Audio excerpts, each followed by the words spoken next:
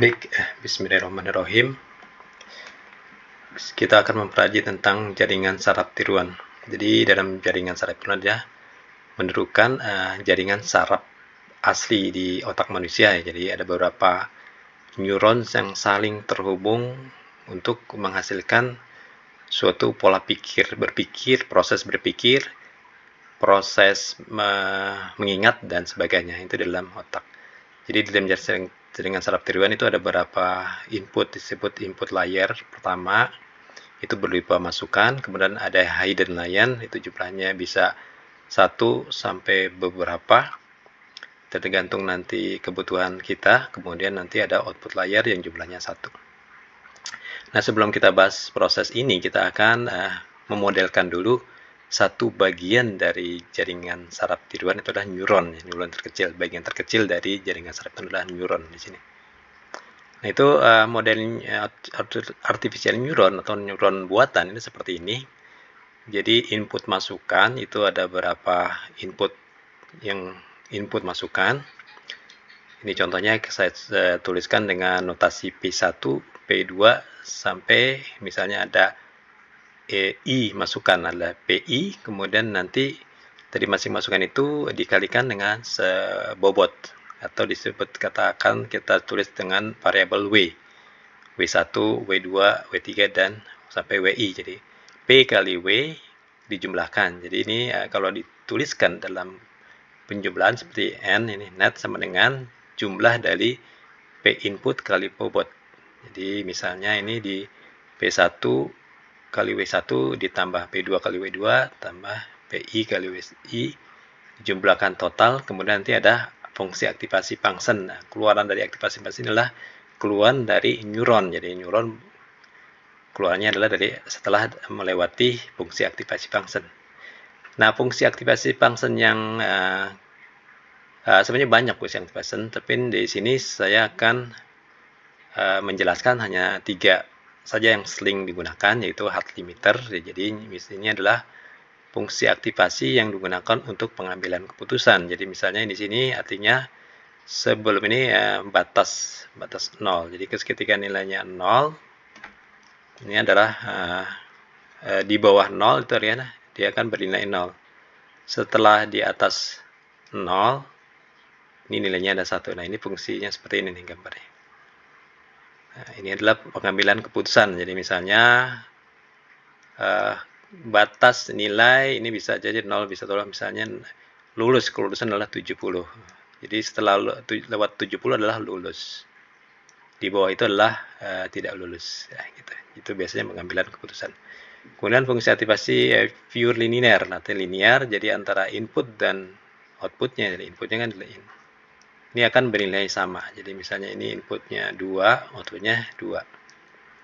Kemudian ada juga activation yang bersifat sigmoid function. Itu ada dia linear untuk bagian tertentu, kemudian nanti akan terjadi namanya saturasi untuk bagian di bawah kecil, lebih kecil nilai dari 0 atau lebih besar dari 0, itu akan menjadi saturate.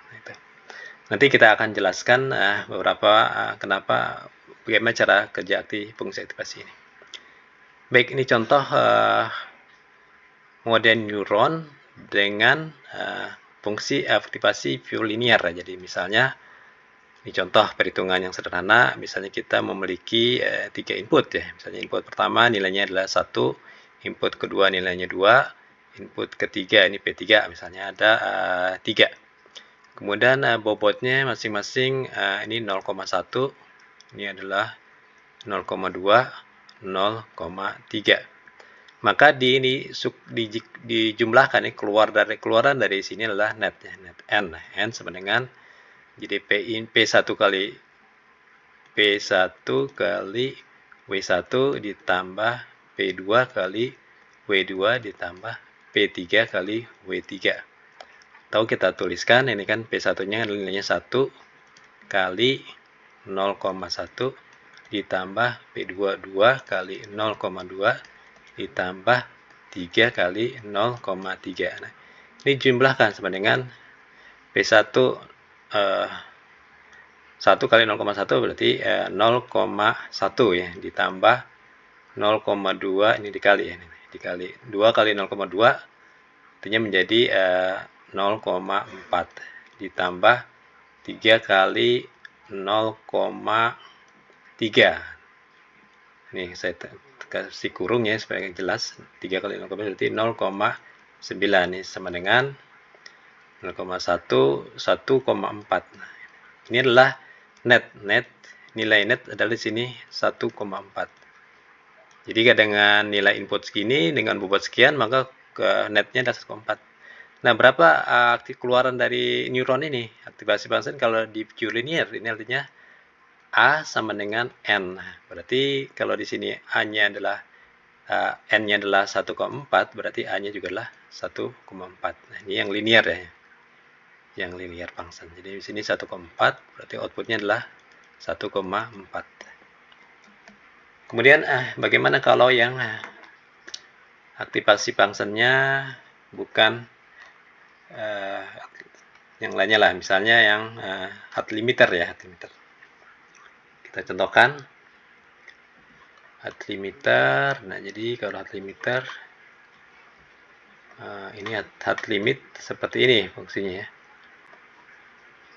Atau kita gambarkannya di sini. Hard limiter seperti ini. Dia di bawah titik ke 0. Ini nilainya minus 1 misalnya kan. Di atas itu adalah 1. Jadi ini fungsinya A akan bernilai 1 jika fungsi N-nya itu adalah lebih besar dari 0. Atau lebih besar atau sama dengan misalnya. Atau min 1 jika Fn lebih kecil dari 0. Jadi kalau lebih besar sama dengan 0 itu udah jadi 1 atau lebih besarnya.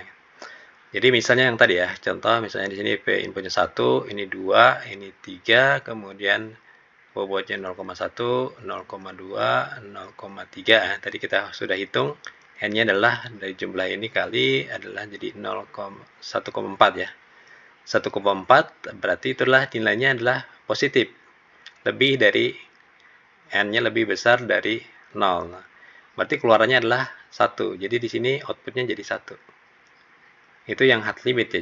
Jadi fungsi activation ini mempengaruhi keluaran dari neuron. Nah, kalau misalnya negatif kan? Nah, misalnya dikatakan ini minus 1, min 2, min 3, min 3. Berarti kalau kita kalikan berarti N sama dengan min 1 kali bobotnya sama misalnya 0,1 ditambah min 2 kali 0,2 ditambah min 3 kali 0,4 itu kalau kita jumlahkan semuanya dengan minus 1,4. Nah, 1,4 ini kan lebih kecil dari 0. Berarti outputnya adalah A sama dengan min 1,4 itu adalah nilainya adalah negatif min 1. Kalau ini tadi kalau positif adalah 1. Nah, ini bedanya tadi ya kalau menghitung untuk aktivasi function berbeda setiap aktivasi function. Kalau di jumlah di input masukan ini sama saja. Baik, kita akan lanjutkan untuk bagaimana proses tadi dari neuron ini kita gunakan alat bantu Excel di sini ya. Excel untuk menghitung jumlah keluaran dari fungsi neuron ini. Jadi ini misalnya di sini inputnya ada 3, bisa kita tuliskan. Jadi misalnya ini input ya. Input itu ada 3 kan, P1, P2, P2, P3. Nah, ini kemudian kita bentuk dalam bentuk numerikal ya. Adalah input itu adalah nilainya tadi kan 1, 2, 3 yang kita contohkan ya. Kemudian di sini ada bobot W, terus saja W. W itu sama dengan bobot. Bobot itu nilainya adalah berapa? 0,1 misalnya, 0,2, 0,3. Kemudian dari sini kita kalikan P kali W kan ya. Jadi input kali bobot. Inputnya mana? Input I input dikali jadi bobot. Nah, input kali bobot. Nah, inilah P kali W. P ini P input kali W bobot. Nah, kita jumlahkan masing-masing, ini kali ini hasilnya ini kali ini kali ini hasilnya ini. Kemudian keluaran dari jaringan itulah net, jadi net atau N ya di sini. Ini keluaran jaringan adalah total jumlah ke input kali bobot sama dengan kita tuliskan sum total jumlah dari keseluruhan ini, sum total, enter. Di 1,4 ya tadi ya. 1,4. Kemudian dari sini kalau aktivasi functionnya adalah linear sama aja 1,4, jadi outputnya juga 1,4. Kalau misalnya kita punya hard limit, itu hard limit ya, fungsi keluaran n ini ya, Pn sama dengan, nah ini jadi sama dengan, nah kita buat rumus ya, if fungsi if di sini net lebih kecil ya, lebih kecil dari 0 kan, hasilnya apa? Lebih kecil dari 0 adalah minus 1 ya tadi.